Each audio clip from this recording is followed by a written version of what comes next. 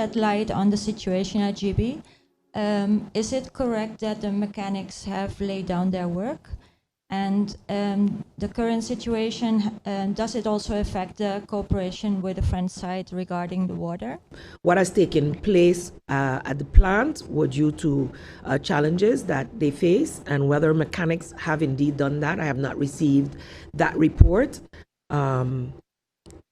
Internal HR matters don't necessarily come up to the shareholder and our Council of Ministers directly, but I will inform or try to get that information to find out what may or may not be adding to the pressures and burdens with the when we have issues with the electrical supply from our power plant. So I can update that only when I get that information from GEBE, but I did forget to mention that I believe last week we were asked about, or maybe it was on the floor of Parliament, I get confused, forgive me, returning certain relief programs to GEBE, and indeed the senior relief program had already been approved to restart, and seniors are asked to visit the office from Friday, April 12th and Saturday, April 13th, as well as next Thursday, 18th, 19th, Friday the 19th and 20th to register for that relief. So, of course, if you're unable to visit the offices, I would suggest that you give a power of attorney, a proof of life, and your, of course, address IDs, etc., to a living relative who can then do the necessary back and forth movements for you. But at least I'm happy to announce that the Senior Relief Program for NGBE at NVE GEBE has been reinstated, and they are busy taking the registrations of our seniors this week from the 12th and 13th, and next week 18th to the 20th. With that discussion for the water, we're also having discussions, and I do have a meeting next week, I forgot to mention, with our French counterparts, which would include the Prefet and President Mussington, so both the collectivité as well as the Prefet, to ensure we cover all bases. And I will be taking up the further discussions also as it relates to collaboration for electricity. So the water took place already, and we are working. This is one of the things that we hope to be able to collaborate on concretely moving forward. So that hasn't been affected. The water hasn't been affected, and we're looking to find solutions to share electricity as well. About 2 months ago, there was a Legionella detected at the Daily Herald, and all the water shut off for a few days to clean it out, which is very peculiar because it's a building where there's always people day and night, and a lot of water is used, especially for printing. So the question is, now that there's an ad placed whereby VSI is going to do, for the first time, I believe, check drinking water, tap water at different locations. Is there any information about, because it was detected by GB, and it's also a bit peculiar that inspectors of GB come to the Daily Herald to test water and then find Legionella. Are there any reports about Legionella in the reservoirs of GB? GB does testing at more than one location. I can tell you this for a fact. In my 20 years in education, on a weekly basis, they would go to all the schools to test water. They test water at their source, so what they send out, but of course it travels to the different homes, businesses, etc. through pipes. And so it's tested at the source and is good at the source. In fact, it was that good that the French side, with all their protocols, were able to connect to our pipes, because trust me, going through the European protocols is a lot. So our water passed all of those tests to be able to supply. So even with them in dire need of water, we still had to go through a rigorous process to be able to qualify to share water with them or to sell them water. So GEBE has their own lab technicians that check at various sites. I do not know outside of schools, because that was my experience, where else they do it, but I will follow up with them that the VSI ministry, in their responsibility for water, has taken up the, let's say, the mandate to go out and do inspections as well, is an added security. So I think it only shows the commitment to ensure that the water sent out to the population is as it left the source. so to speak. So I will follow up with the Ministry of VSI and GEB to ensure or get a clearer overview of how the inspections take place within GEBE, what they do on a regular basis, and how the Ministry of VSI will supplement that.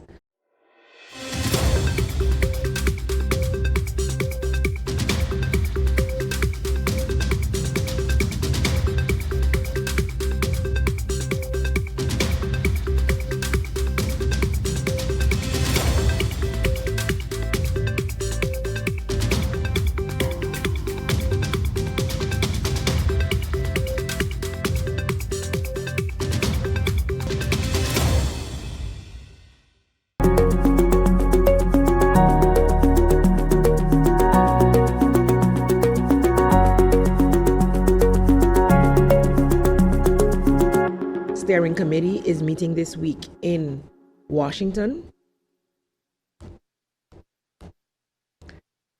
at World Bank headquarters, and St. Martin is represented in this meeting with a mandate from the Council of Ministers by our steering committee member, Mr. Ronald Hallman.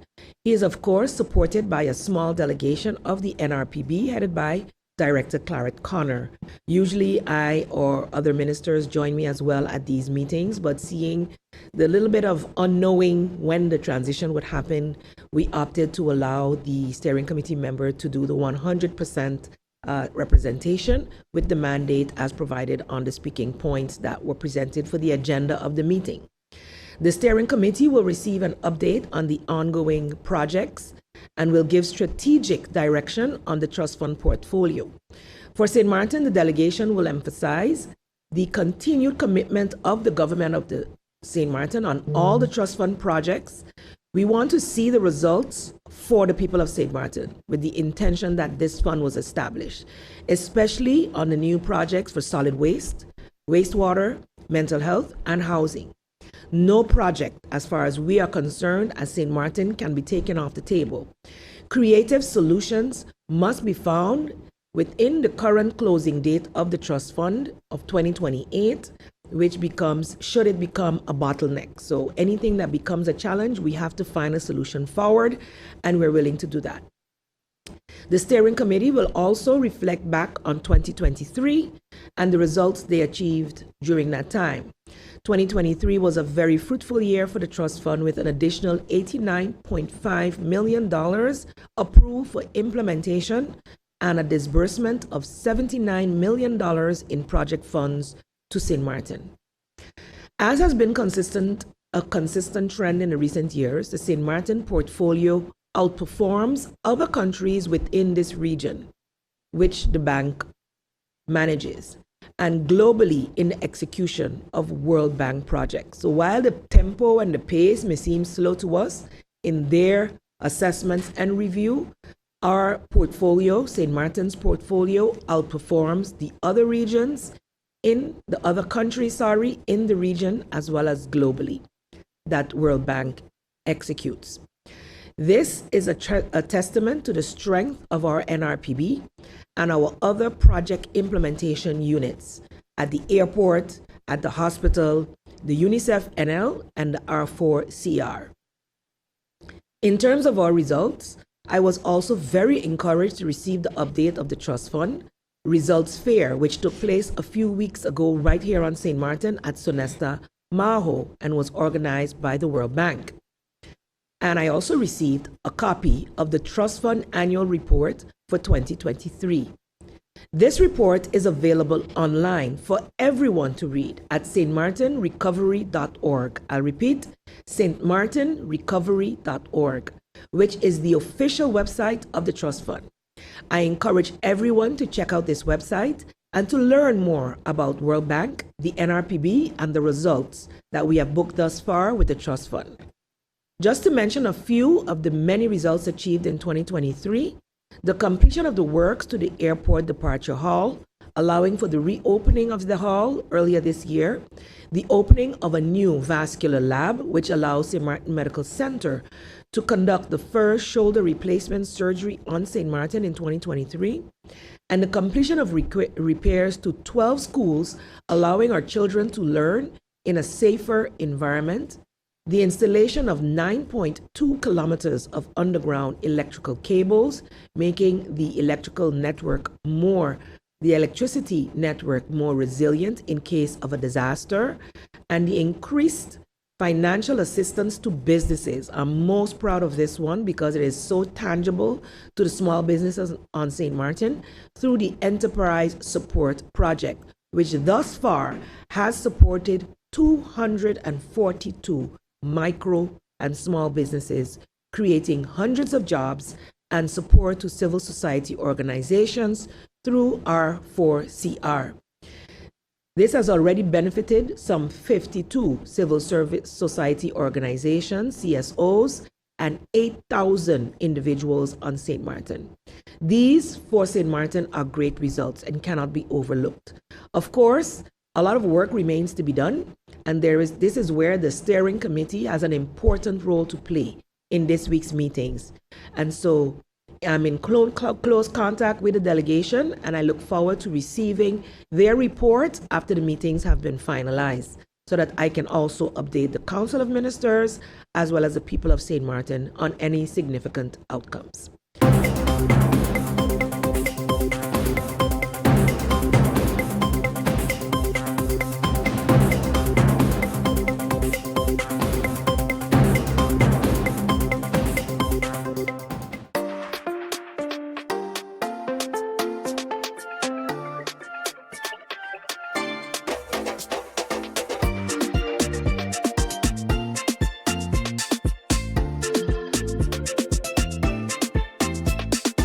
For all of life's twists, turns, and defining moments, RBC is a blend for all of you.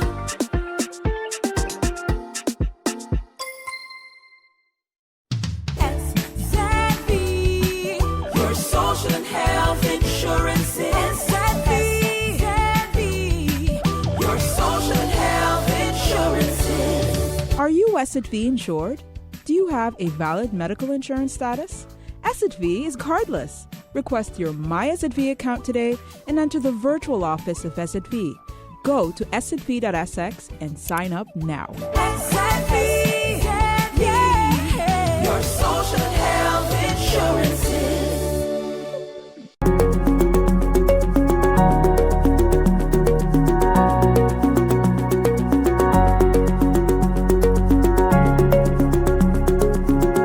One of my passions, and this is one of the reasons why I am on my JCI journey, continuing on my JCI journey, is I want to reintroduce the junior club in Dutch Caribbean, and more specifically in St. Martin. We were the only Dutch Caribbean chapter that had a junior club, and so I want to introduce it back to in St. Martin, but also on the other islands as well, because I think it's very primal that we capture that age group once they're developing, like, because I'm a perfect example how when they're developing to become part of JCI, because it's a positive organization for you. We know there's a lot of negativity going on in society. You know, there's financial unrest, there's crime unrest and stuff. So, but JCI is a good opportunity, positive opportunity for you to be a part of, for you to feel a belonging, because everyone looks out for each other, and then for you to grow and mature in your own self. So one of my passions is to bring that youth chapter back. And to answer your question with the events, I'm proud to say that JCI, along with Sound Financial, which is my entrepreneurship, we organized the Global Money Week Financial Literacy Conference that was recently held at Simpson Bay Beach Resort. That was a huge event. Well attended. The Minister of Finance was also there. It was a financial initiative to bring financial awareness to the community, and it's the first annual. So this will be a continuous project in the coming years coming. So we do big projects like that still in different capacities, and hopefully we'll continue to grow. Okay, Yeah. Ms. Delanoy, let's talk about projects that the JCI is doing in Curacao. What are some of your biggest, and are you planning on adding more to Yes. those? In Curacao, we have 3 local organizations. We have JCI Willemstad, JCI Ayoba, and we have JCI Creative Leaders in Curacao. JCI Ioba is currently doing a really great project. I think they started last year with it, where they would focus on ex-detainees, young ex-detainees, people who were incarcerated, yeah. and connecting them again to the workforce. Nice. Giving them, but first of all, they start with talking about with the various organizations and telling them why it's beneficial for them as an organization, but also for the ex-detainees. So I think that's a very beautiful project right now in Curacao, because this group of people is often forgotten, and because they are not reintroduced into the society in a good way, they can fall back into criminal activities. So I'm very proud of JCI Yoba for this project. We have JCI Willemstad, who is doing a lot for the local schools in Curacao. They are raising funds to help them with their playgrounds. I think a few years they helped also with the library of some of the schools.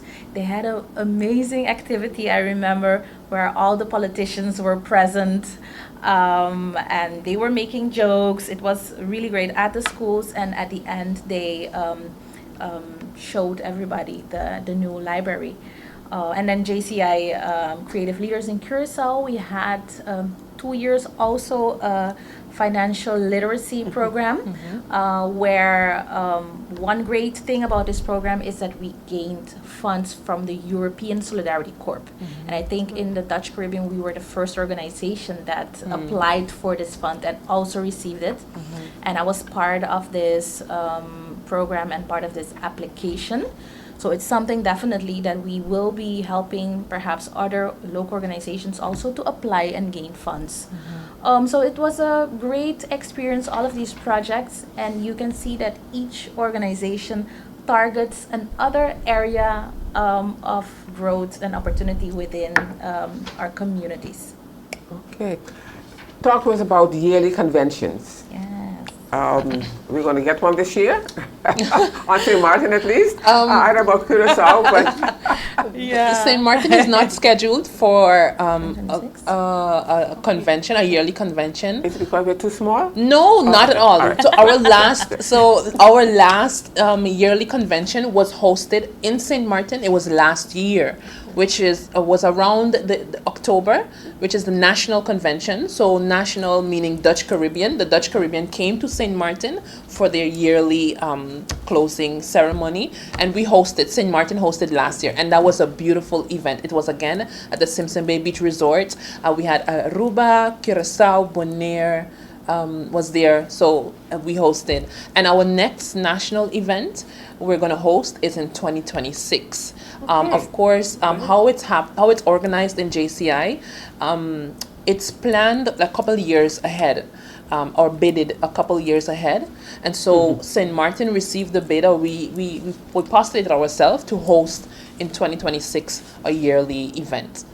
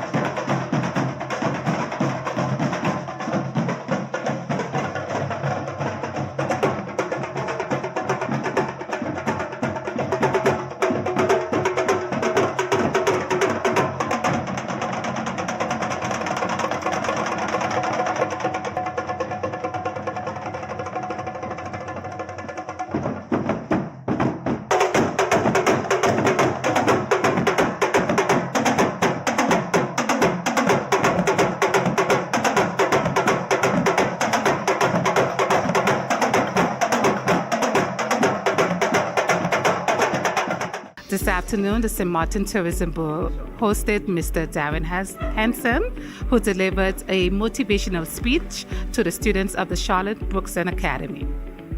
It's really wonderful to be here with you today, to see all of your wonderful faces. I want to, just by a raise of hands, how many people saw Stomp the Yard? Okay, nice. So if you remember in Stomp the Yard, I played the character Grant, who was kind of mean. He wasn't really mean. He was just a protective boyfriend. They said no. So I'm very happy that you saw Stomp the Yard. And one of the reasons that I'm very happy that you saw Stomp the Yard is because Stomp the Yard, the university that you saw us in, isn't a real university. No. Surprise.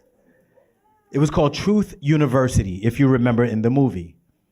My character was Grant, then there was DJ, then you had April, and you had all of the other characters. The reason that I say that to you is you guys are in school right now. You're in a very amazing school learning how to do what you say that you want to do. I want to tell you a little bit of a story about me. I was born and raised in New York City. And I grew up in what was known as hip hop when it was in its creation, not where it's at now, when it was being created. And the reason that I'm telling you this story is not to impress you, but to impress upon you. I was once your age. You will be one day my age, but we're meeting right now. And I believe that we're meeting right now because I have information for all of you in here that's going to help you if you use it. How many people love music? Raise of hands. How many people love dance? Raise of hands. How many people love fashion? Raise of hands. How many people love hair and makeup? Raise your hands. How many people love technical stuff like computers? Yes, all right? Nice. So we have a collection of hands that are raised in the room. That means there's diversity in the room. Diversity is important, especially in my business. And the reason that I say that to you is because when I was your age, I auditioned for a performing arts school. Guess what happened? Didn't let me in. Then I went to another school, took the test for them. Guess what happened? Didn't let me in.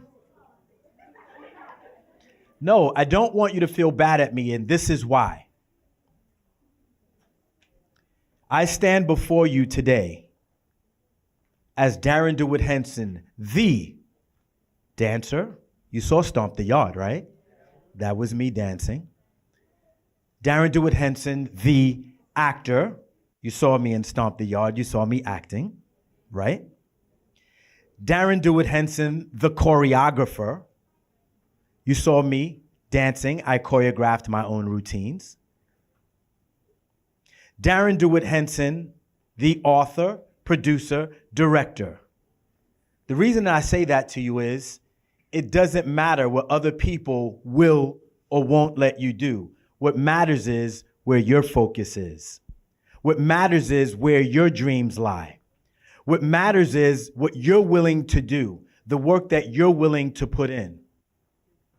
That's what makes the difference in life.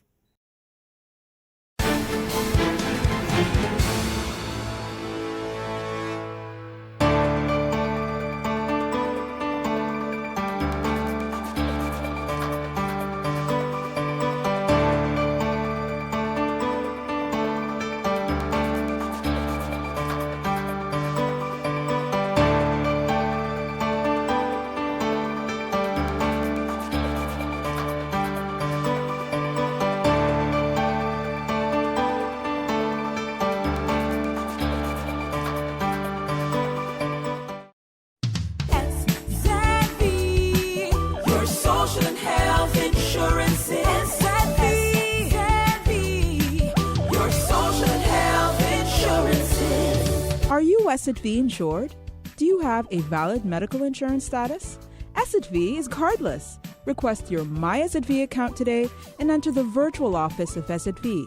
Go to sxv.sx and sign up now. SXM, yeah. Your social health insurances.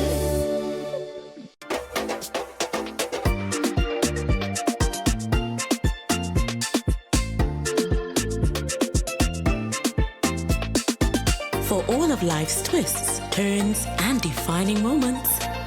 RBC is a blend for all of you.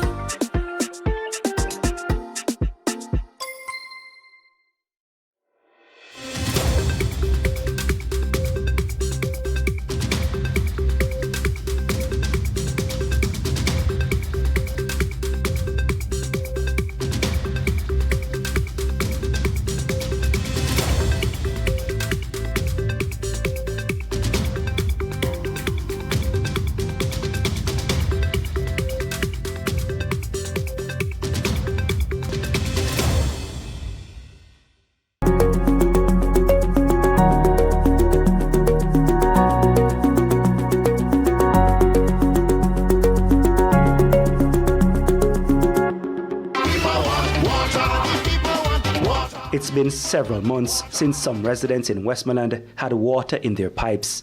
It's estimated that close to 60,000 of the 140,000 people living in the parish are without water most days. That's been the case since November 2023, and now desperation is setting in. Criminality has also crept in, and to the detriment of students. A water tank at the Negril Primary School was stolen by criminals. The act happened over the Easter holidays while the students were at home. A man take it down off of the rooftop and disappear with it. The frustrated groundsman cried openly. He's still in disbelief that someone would steal from the school. You see, in this Negril place, the man them for put $10,000 together and make we, instead of we have one tank, we have two tanks, enough lawyer and doctor we put out, you know. You understand me? Body. It is in stark contrast to what's happening in the bodies of this farmer's goats. He says his animals no longer produce milk, and the results are devastating. In dead water, man. Me had 2 barn and in dead. And when we check it out, that's why mother never get no water. You know, I can't produce no milk. Right now, are spending anywhere from $2 to $5 million every week trucking water. A truckload, 3,500 gallons of water, is $40,000. $40,000. A small hotel in Negril is spending anywhere from $150,000 to $300,000 weekly trucking water. And on top of it, we will still receive our NWC bill for whatever water comes in. And in Negril, and wherever NWC has central sewage plants, we also pay 100% of our water usage for our sewage bill. This document outlines the steps some hoteliers have taken. They pay thousands of dollars per trip to public passenger vehicles to take bed linen to other places to have them washed. I'm in bed. Over 2 months now, I'm in bed. Why me have to wipe up the kids them for them garden bed? No water. We have to sleep and watch the water. More while we here looking nice out there, run out, think of water, no water. We don't know what we do, we can't cook. For 1 month now, I'm in a wash, no water. And I have young baby. It's terrible, man, very terrible. NWC customers served by the Logwood treatment plant are hardest hit. That facility is below 50% of capacity due to the drought. In the next installment of this special report, I'll tell you about the water operation, which residents say will be the next debilitating scam to come out of Western Jamaica. Reporting for TVJ News, I am Dwayne Anderson.